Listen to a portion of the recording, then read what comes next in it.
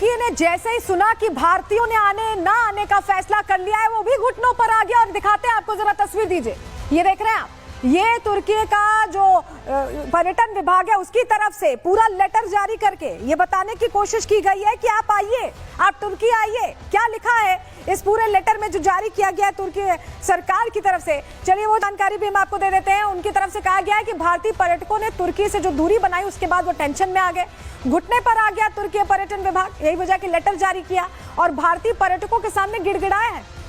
तुर्की के लोगों को भारत पाक तनाव की नहीं जानकारी, वो ये कह रहे हैं तुर्की की यात्रा को स्थगित या रद्द ना करें, ये अपील भी कर रहे हैं और कह रहे हैं कि आपकी सुरक्षा और सुविधा के लिए हम प्रतिबद्ध हैं। दरअसल उनको ये चिंता हो गई कि लोग नहीं आएंगे तो क्या होगा और कैसे उनकी इकोनॉमी को बूस्ट मिलेगा। इस बीच एक बड़ी खबर आ रही है, इसी से जुड़ी आपको बताएं, तुर्की में फिल्मों की शूटिंग न करने की मांग रखी गई है। IFTDA की भारतीय फिल्म मेकर से ये मांग है, तुर्की का बहिष्कार किया जाए, बॉलीवुड फिल्म मेकर्स पाकिस्तान की सैन्य मदद करने वाले तुर्की से दूरी बनाएं, ये कहा जा रहा है। क्योंकि देखिए तुर्की में बहुत सारी ऐसी फिल्में बड़े बड़े सिने स्टार्स की, सलमान खान से लेकर शाहरुख खान से लेकर तमाम बड़े स्टार्स की जो शूट हुई हैं, और ऐसे में अब ये कहा जा रहा है कि अब वहां जाकर फिल्में शूट ना करें बॉलीवुड फिल्म मेकर्स।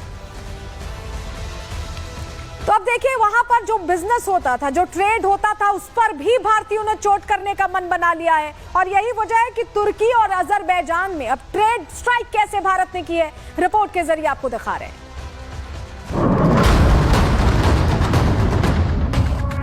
बीच में टर्की का आने का कोई मतलब नहीं था, तब भी उन्होंने, टर्की ने सपोर्ट किया, उन्होंने ड्रोन दिए, ड्रोन अटैक हो गया। जितने भी अपना व्यापारिक संबंध है सब तोड़ने का फैसला लिया।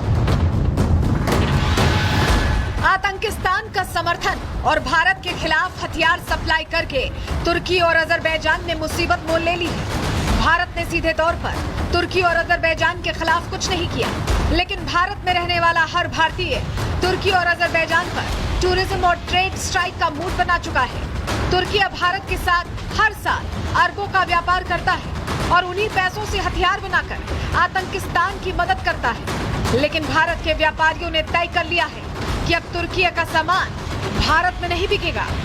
पुणे में व्यापारियों ने तुर्की के सेबों का बहिष्कार कर दिया है। अब ये सेब बाजार में नहीं दिख रहे हैं। व्यापारियों के साथ साथ स्थानीय लोग भी इस मुहिम में शामिल हो गए हैं। वो तुर्की के सेबों की जगह दूसरे सेब खरीद रहे हैं। आमतौर पर तुर्की के सेबों से 1000 से 1200 करोड़ रुपए का कारोबार होता था, लेकिन व्यापारियों ने सेना और सरकार का साथ देने के लिए तुर्की के सेब से किनारा कर लिया है। हाँ, टर्की का अपना कुछ भी नहीं था। इंडिया का और टर्की का ऐसा कोई ये नहीं था। अपन इंडिया खाली टेररिज्म के खिलाफ था पाकिस्तान की तरफ, तो उसके लिए बीच में टर्की का आने का कोई मतलब नहीं था, तब भी उन्होंने, टर्की ने सपोर्ट किया, उन्होंने ड्रोन दिए, ड्रोन अटैक हो गया। भारत के बाजार हर देश को ललचाते हैं। भारतीय बाजारों की ताकत चीन और अमेरिका जैसे देशों ने पहले ही देख ली है। भारतीय बाजार अगर साथ है तो छोटे से छोटा देश तरक्की की सीढ़ियां चढ़ जाता है। और अगर यहाँ के बाजारों ने आपके लिए अपने दरवाजे बंद कर दिए तो बर्बादी और लाचारी के अलावा कुछ हाथ नहीं लगेगा। हम लोगों ने ये डिसाइड कराया कि जैसे कि इसने पाकिस्तान का सपोर्ट किया है, तो यानी कि तुर्की ने भी आतंकवाद का सपोर्ट किया है, तो इसलिए हमने उससे जितना भी अपना व्यापारिक संबंध है सब तोड़ने का फैसला लिया और तकरीबन तोड़ ही चुके हैं। टूरिज्म और फल के बाद तुर्की के मार्बल बिजनेस पर गाज गिरनी तय है, क्योंकि भारत में राजस्थान को मार्बल की सबसे बड़ी मंडी माना जाता है और यहाँ तुर्की से सफेद संगमरमर आता है। लेकिन उदयपुर की मशहूर मार्बल मंडी ने तुर्की के साथ अपने सभी ट्रेड रिलेशंस खत्म करने का ऐलान किया है। भारत का कई देशों से व्यापारिक रिश्ता है, इन्हीं में से एक है तुर्की। ऐसे में आपको बता देते हैं कि आखिर भारत तुर्की से क्या आयात करता है और क्या निर्यात करता है। आयात की बात करें तो भारत तुर्की से हर साल 3.78 अरब डॉलर का आयात करता है, जिसमें कालीन, टाइल्स, जैतून का तेल, मसाले, फैब्रिक, सेब और कृषि उपकरण शामिल हैं। वहीं निर्यात की बात करें तो भारत हर साल 6.65 अरब डॉलर का निर्यात करता है, जिसमें मशीनरी, पत्थर, प्लास्टर, लोहा, स्टील, तिलहन और कपास शामिल हैं। ऐसे में बाजार की ट्रेड स्ट्राइक से तुर्की की टेंशन बढ़ना तय है, क्योंकि जो चीजें तुर्की भारत को देता है कई दूसरे देश उसे दे देंगे। लेकिन भारत जैसा बड़ा बाजार उसे कहीं नहीं मिल पाएगा। इस ट्रेड स्ट्राइक में अजरबैजान का हाल तुर्की से भी बुरा होने वाला है। अजरबैजान के साथ भारत का द्विपक्षीय व्यापार 2005 में लगभग $50 मिलियन से बढ़कर 2023 में $1.4 बिलियन हो गया, जिसके साथ भारत अजरबैजान का 7वां सबसे बड़ा व्यापारिक साझेदार बन गया है।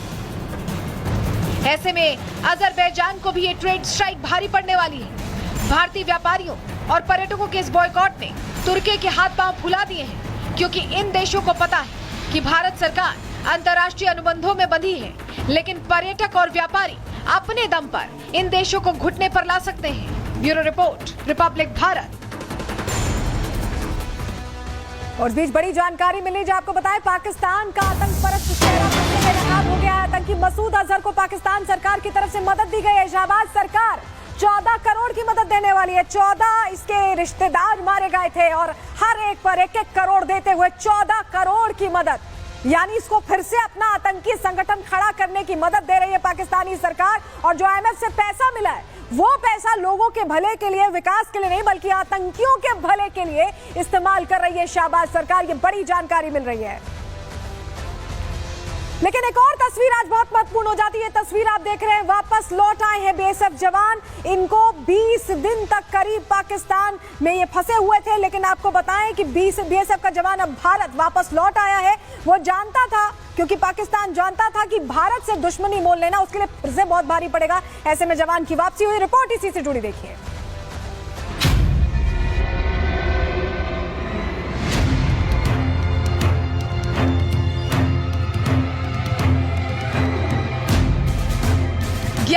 सुनने से थर्राया पाकिस्तान, वापस लौट आया भारत का जवान।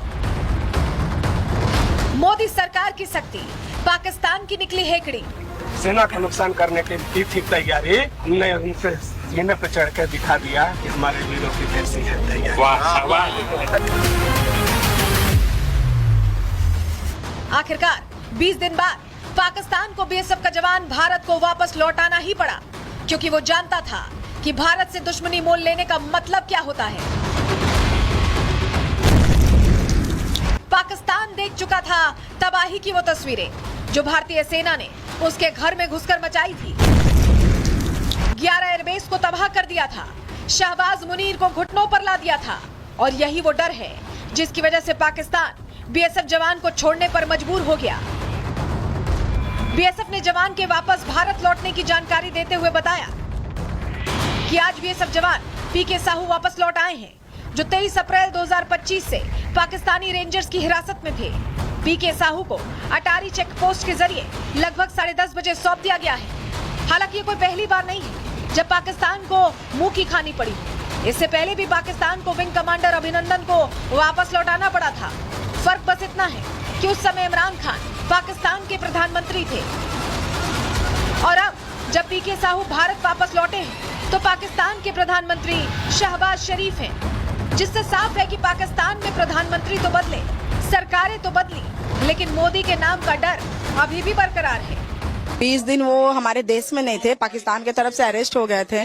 तो आज तो बहुत ही खुशी हुई। सुबह में ही फोन आया था CO साहब का वहाँ से कि देखिए वो PK साहब आ गए हैं, इंडिया आ चुके हैं, टेंशन मत लीजिए, वो एकदम सही सलामत है, आप टेंशन मत लीजिए, बिल्कुल ठीक है। और मेरे हस्बैंड ने भी मुझे वीडियो कॉल किया था, एकदम टोटली वो फिट है, फिजिकली फिट है। जो आज 23 तारीख से पाकिस्तान का कब्जा में था, आज 23 दिन के बाद 24वां दिन जो हुआ, हमें लड़का को केंद्र सरकार, राज्य सरकार सभी मिलकर हमें लड़का को पाकिस्तान से रिलीज कराया और रिलीज कराकर इंडिया में लाया।